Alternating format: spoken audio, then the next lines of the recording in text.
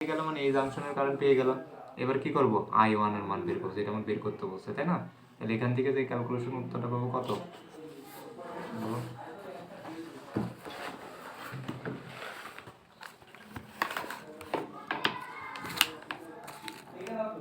কারটা বের করছে যেন I1, তাহলে I1 এর জাংশন আগত কারেন্ট কত, 10 এর কারেন্ট, তাহলে 10 এর কারেন্ট আমি বের করে ফেলেছি, বসাইছি। এবার ইনটু হবে কি বিপরীত শাখা, তাহলে এখানে এই এই কারেন্টটা এসে জাংশনে ভাগ হচ্ছে, একটা 180-র মধ্যে যাচ্ছে, গিয়ে আর কারোর মধ্যে যাবে না, নেগেটিভ ফেরত যাবে। আর একটা কি 100-র মধ্যে ঢুকছে, এটা 100-র মধ্যেও যাবে, 75-এ যাবে, তাহলে এই 100 আর 75 কি হবে বিপরীত শাখা, আর এটা হবে কি নিজ শাখা। তাহলে বিপরীত শাখা কি হবে 175 প্লাস নিজ শাখা কত 180। এই বুঝেছো নাকি? হ্যাঁ ঠিক আছে। কোনো একটা সমস্যা যা দিছিলাম এখানকার তোমার আছে সমস্যা দেখাচ্ছ না কেন? তোমার কি করোনি, অঙ্ক করোনি নাকি? করছি ভাইয়া, তাহলে সমস্যা আমার তো ছিল। মুভমেন্ট দেখে মনে হচ্ছে অঙ্ক কিছু করো। সি এবং ডি এখানকার ভোল্টেজ আছে। আচ্ছা ভোল্টেজ তো আমি বললাম যে এইখানকার এই দুই প্রান্তের ভোল্টেজ মানে কি বলো তো? বিষয়টা কেমন, যে লিগালি তুমি যদি চিন্তা করতে যাও, তাহলে এই দুই জায়গায় আমরা কি ধরেছি, ভোল্টেজ ধরেছি, এরকম আর আর, ঠিক আছে, ভোল্ট ধরেছি, ধরে এখানকার ভোল্টেজ মাপছি। তো আমরা ভোল্টেজ পরিমাপ করি কি আমাদের সর্বজনীন সূত্র KVL এর মাধ্যমে। তো তুমি এটা প্লাস মাইনাস দিয়ে, এদিকের প্লাস মাইনাস দিয়ে যখন তুমি কি করবা, রাউন্ড করবা, তখন দেখবে ভি আননোন থাকবে, আর এখানে কি হবে, সূত্রটা কি হবে, প্লাস বি প্লাস বা মাইনাস কি 5 ইন্টু 5 এর কি আই সমান সমান কি হবে 0। তাহলে আলটিমেটলি ওইটা সমানের ওই পাশে বসালে কি হবে, তার মানে 5 ইন্টু 5-এর কারেন্টকে গুণ করলে যেটা পাবো সেটা আর কি ভোল্টেজ, ঠিক আছে? এটা কিন্তু লিগাল হিসাব। আবার তুমি চিন্তা করতে পারো এই সিঙ্গেল লাইনের ক্ষেত্রে যে এখানে এই ভোল্টেজ বের করতে হবে, তার মানে কি 5-এর ভোল্টেজ, তাহলে 5-এর কারেন্ট বের করে কোনোভাবে ওর এই রেজিস্ট্যান্সের সাথে গুণ করতে হবে, তাহলে কি পেয়ে যাবো 5-এর ভোল্টেজ পেয়ে যাবো, মানে ভিসিটির মান পেয়ে যাবো। আবার তুমি যদি KVL অ্যাপ্লাই করো সেই একই জিনিস, তাহলে 5 ইন্টু 5-এর কারেন্ট মানে কি 5-এর ভোল্টেজ বের করা, মানে এইভাবে আছে ভোল্টেজ বের করতে চাইলে আমরা ব্যক্তিগতভাবে এইটাই এক্সাক্ট নিয়ম ভোল্টেজ বের করা। ভোল্টেজ তুমি বের করো কি করে, একটা ইয়েতে সার্কিটে তুমি মিটার ধরো, ভোল্ট মিটার, ওই ভোল্ট মিটার যা শো করে ওইটাই তো ভোল্টেজের মান, তাই না? তো এটা কিভাবে বের করতে হয়, KVL, ঠিক আছে, KVL দিয়ে, তাই তো। কিন্তু যখন আমার একের অধিক থাকে, এমন এই জায়গায় আছে এই জায়গায় আছে, হ্যাঁ, এমন একটা প্রান্তের বের করো, তখন তুমি কি KVL অ্যাপ্লাই করো, এটা ভিতরে।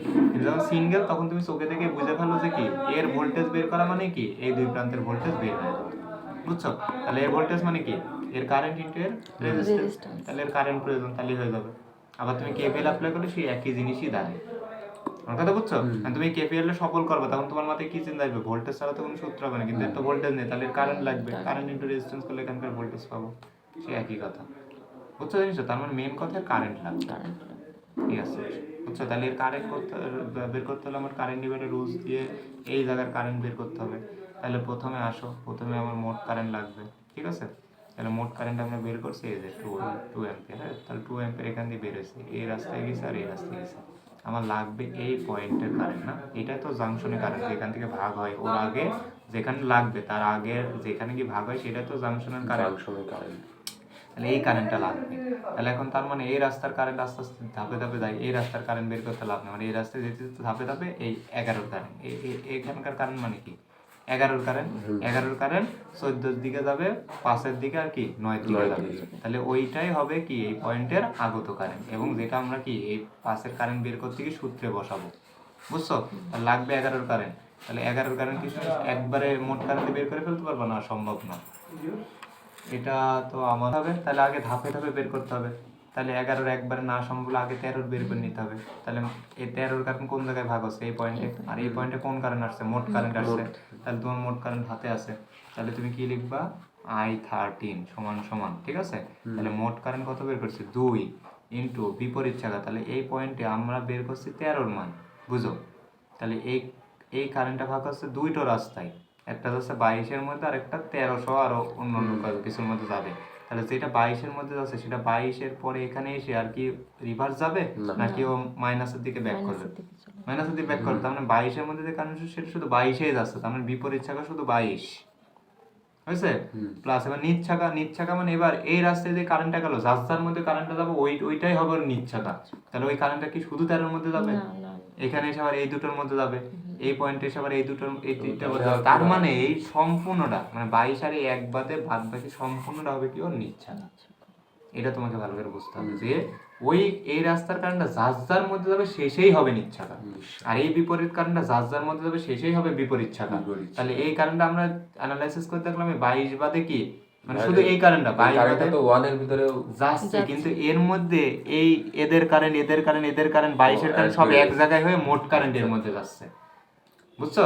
কিন্তু এই ভাগ হওয়াকৃত কারেন্টটা এখানে কিন্তু শুধু 22 এর মধ্যেই যাচ্ছে, এজন্য শুধু বিপরীত শাখা 22। এখন এর সাথে প্যারালাল অন্য কিছু সিরিজ মিরিজ থাকলে সেগুলো আমরা নিতাম, কিন্তু নেই তাই একটাই। কিন্তু এর সাথে এতগুলো আছে, তার মানে এই সবগুলো কি হবে নিচ্ছাকা, বুঝছো জিনিসটা?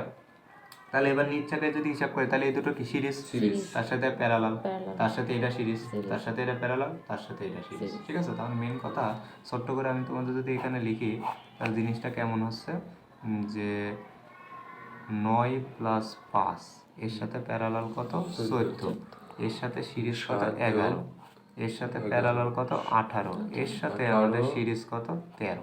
18 আর 18 প্যারালাল করলে তাহলে এই যে 9, ঠিক আছে? তাহলে 9 আর পাশে কত 14 14 প্যারালাল করলে 7, 7 আর 11 কত 18, 18 করলে কত 9, 9 এর সাথে 13 যোগ করতে হবে, 9 এর সাথে 13 যোগ করলে কত 22, তাহলে অর্ধেক হয়ে যাবে, তাহলে কত 1 অ্যাম্পিয়ার। বুঝছে? পাই গেছি। তাহলে 13 এর মধ্যে কোন কারেন্টটা যাচ্ছে পেয়েছি, তাহলে 13 এর কারেন্ট মানে এবার আমার লাগবে কার জন্য 11, তাহলে 11 এর কারেন্টটা পাবো এই পয়েন্টের কারেন্ট, আর এই পয়েন্টের কারেন্ট মানে কার 13 এর কারেন্ট অলরেডি পেয়ে গেছি। তাহলে আবার আমাকে কারেন্ট ডিভাইডার রুল দিয়ে 11 এর কারেন্ট বের করতে হবে।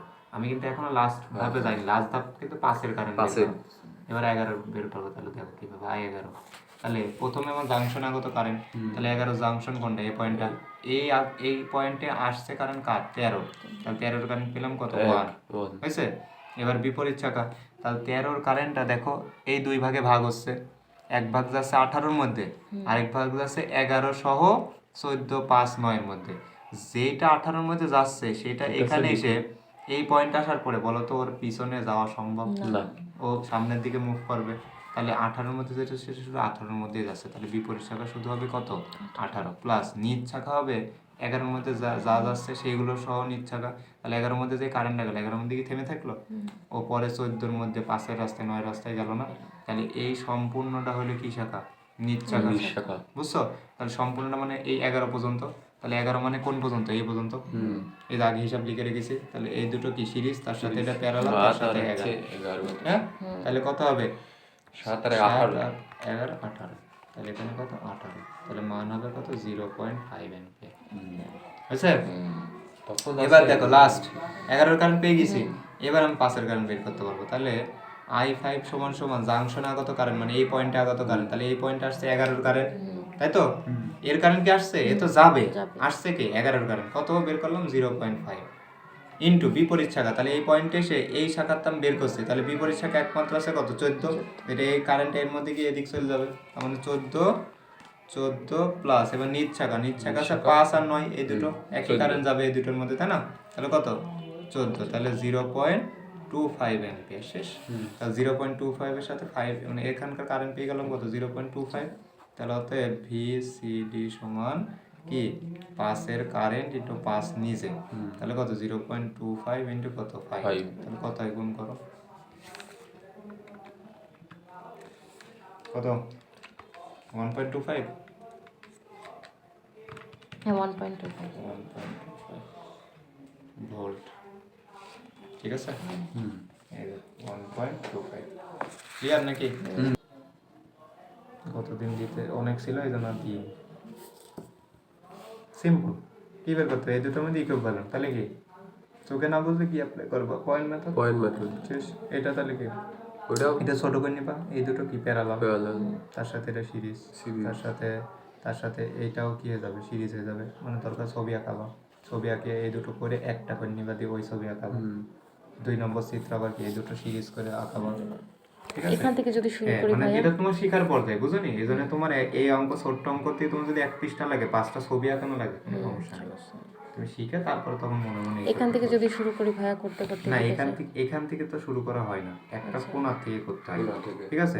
এটা দেখে বোঝা যাচ্ছে এই দুটো প্যারালাল, কারণ এর কাছ থেকে ক্লিন রাস্তা যাওয়ার একটা, এটা দুইটা, তার সাথে আবার এটা কি হবে সিরিজ হয়ে যায়। সিরিজ হবে, কারণ এই দুটো করলে একটা রেজিস্ট্যান্স হয়ে যাবে মান, হ্যাঁ, তার সাথে এটা কি সিরিজ।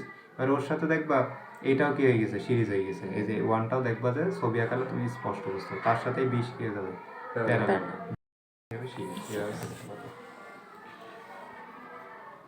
ওকে, এটা আপাতত লাগবে না। ও না না, এটা লাগবে, আমি তো ভাবছি এটা এটা তোমাদের হোমওয়ার্ক দেব,